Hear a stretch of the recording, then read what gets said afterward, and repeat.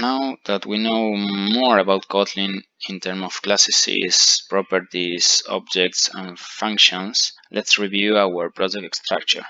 So we divide the project in 3 layers: data, domain, and UI layer. The data layer is basically the data where we interact with Bitbucket services in this case. So we have a Bitbucket API client to perform requests to the Bitbucket API. The API is called repositories and will receive a username, the one we get from the user input. This will return a repos by username response. Repos by username response is a data class that will return a list of repo. That is another data class that has the properties name, description that is nullable, and also the owner.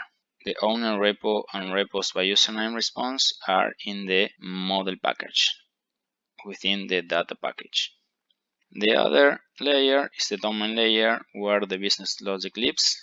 We have an interactor here. An interactor basically is an action that the user can perform in our application, so the user can search repositories by username. We will be reviewing the functionality of this interactor later on in this video.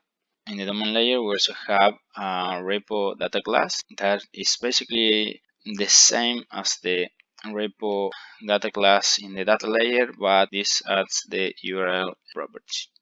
And finally, we have the UI layer where we have the main activity, the fragments to search repositories by username to get the input from the user, and the fragment to list the repositories that the servers retrieve by this given username, and of course an adapter.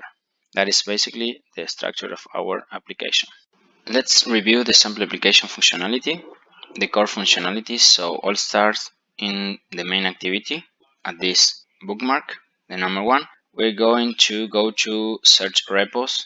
This function will redirect us to search repos fragment. Let's go to next bookmark, the number 2. In this search repos fragment, we receive a username, and then the user will be tapping the search button, and here we're getting that on click listener. So we go to list repos function. This function, go to list repos, will check if the username is empty.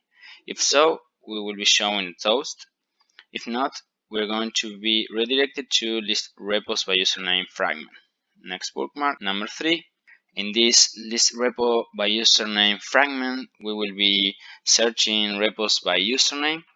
Basically, we will be showing a progress bar and then executing our interactor. The interactor action is just called the Bitbucket API client.